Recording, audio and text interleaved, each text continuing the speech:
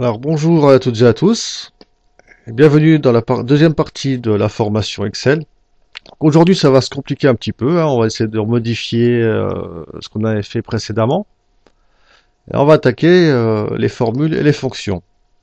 Donc vous allez reprendre la facture que vous avez fait la dernière fois, hein. Il me semble qu'on l'avait appelé exemple facture.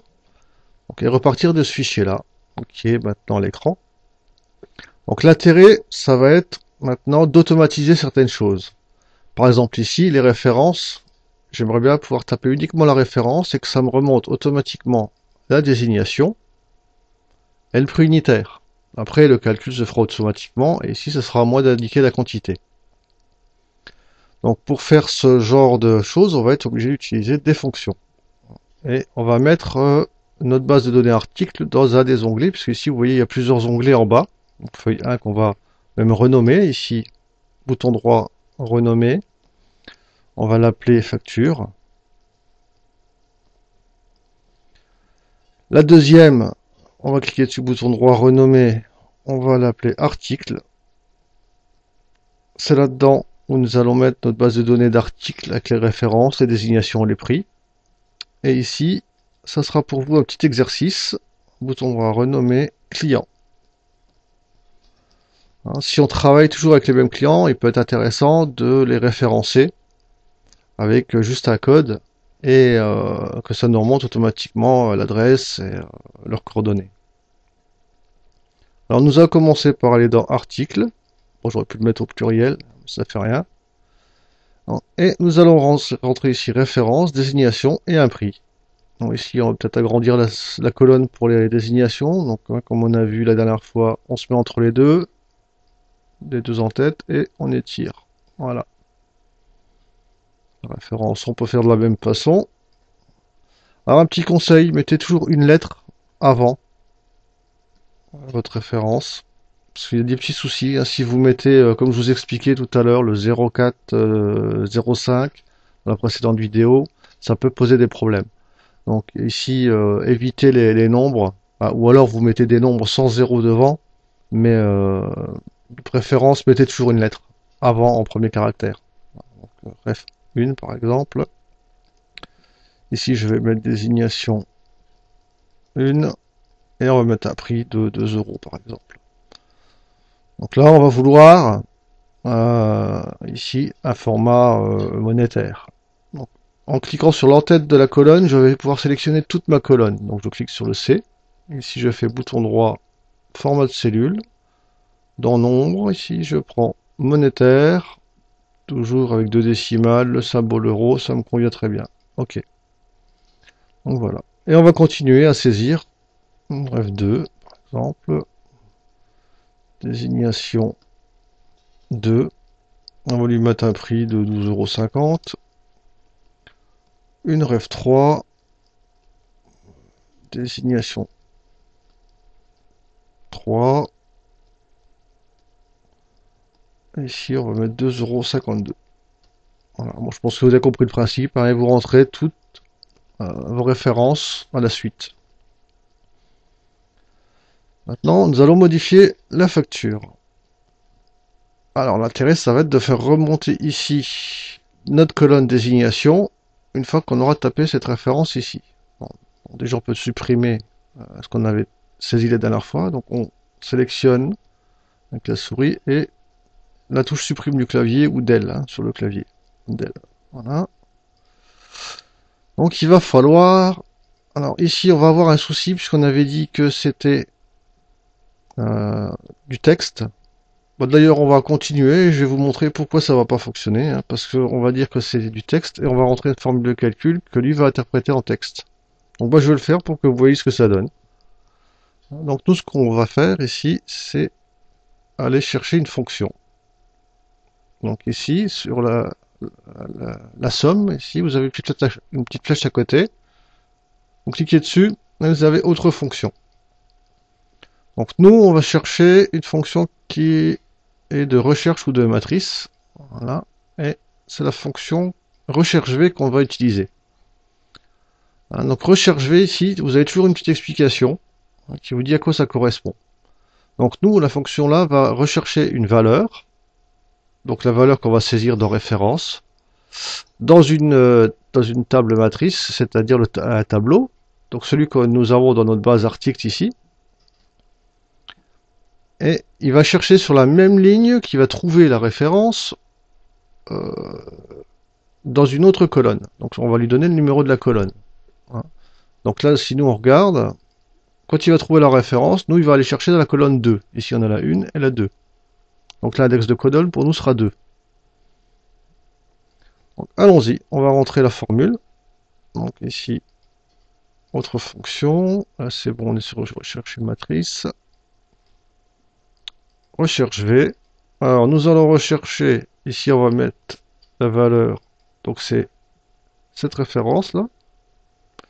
La table matrice, eh ben, on va simplement cliquer sur l'onglet ici, article, et on va aller sélectionner le tableau. Donc là, moi j'ai considéré que j'ai 30 références, mais si vous en avez 100, ben, vous sélectionnez vos 100 références. Voilà.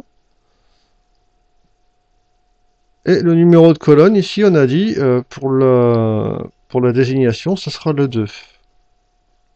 Voilà. Et on fait OK. Et vous voyez ce que je vous disais tout à l'heure, il a interprété ça comme du texte.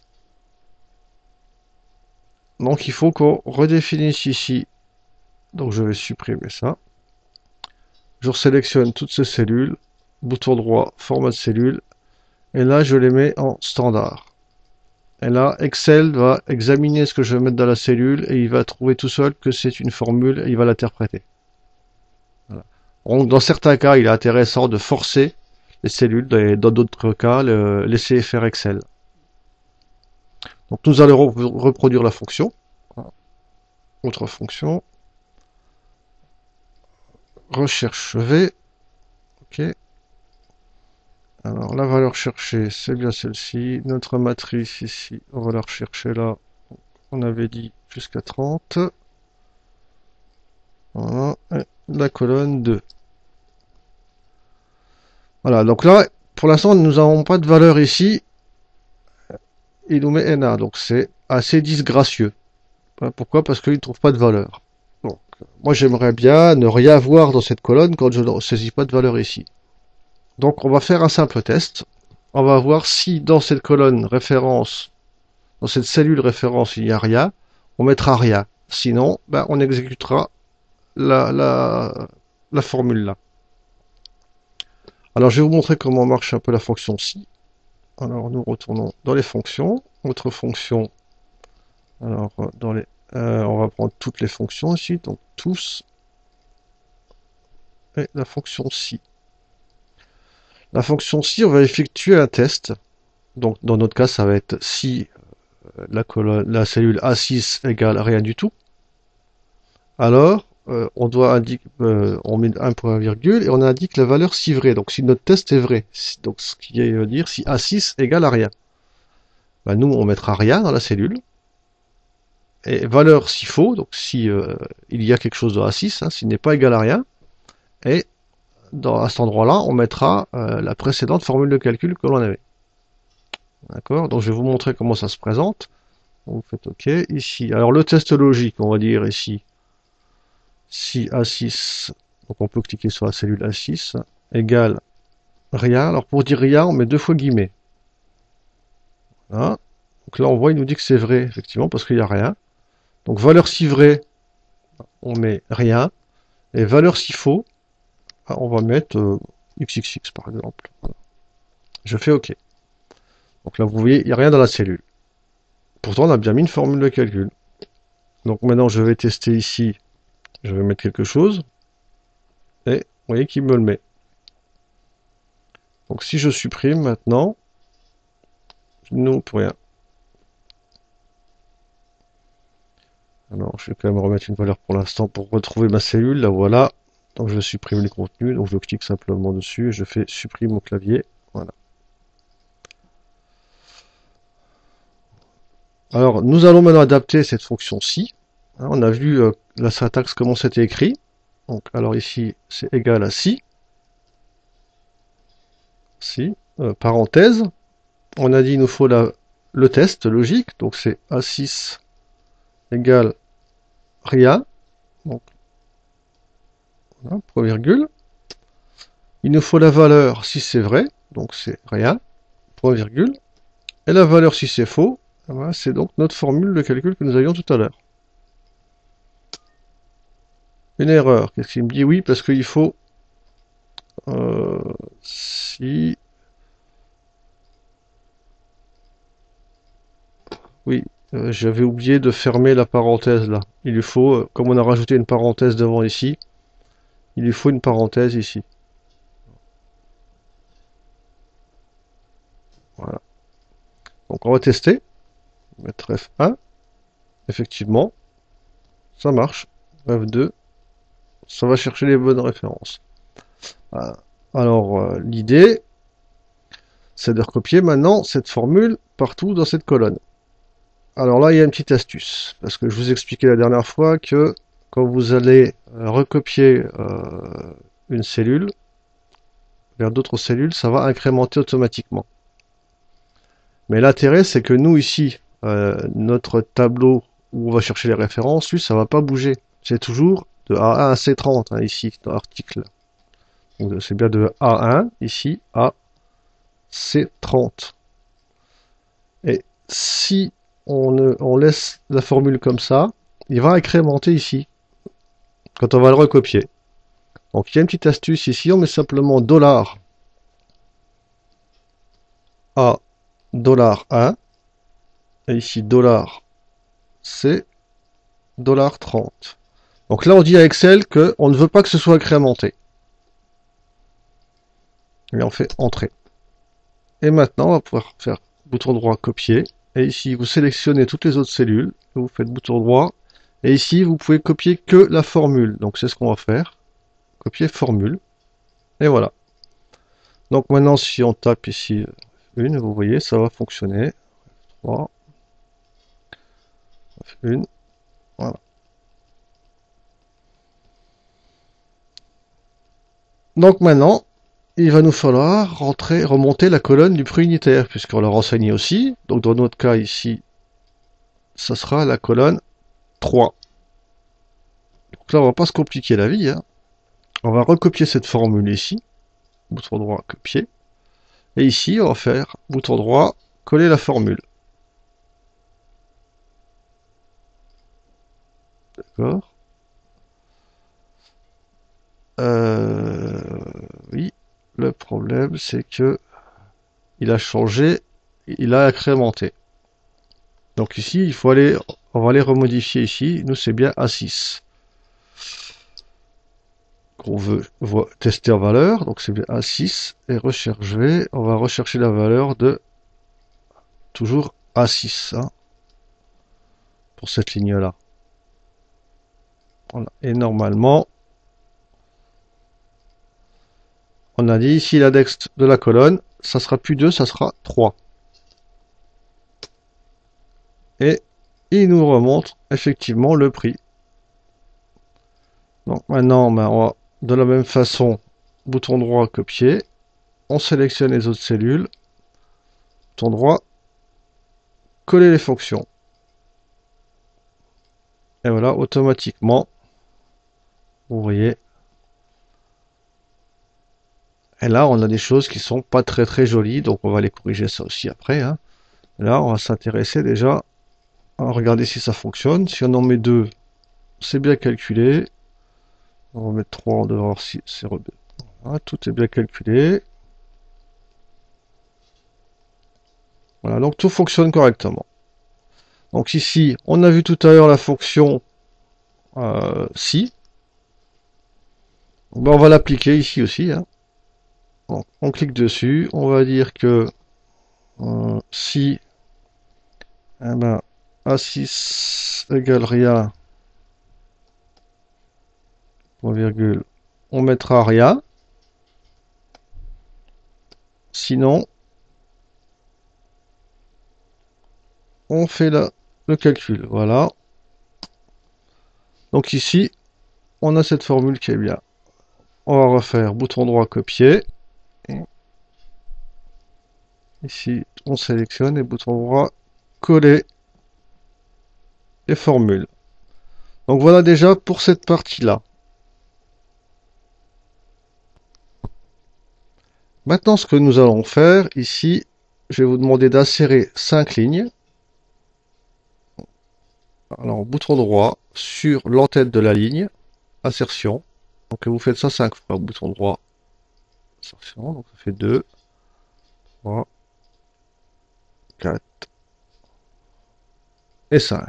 Bon, peut-être que ça suffira, peut-être que ça suffira pas, on verra. Hein. Donc et ici, il va falloir mettre les coordonnées de notre entreprise. Donc moi je vais mettre non. Hein.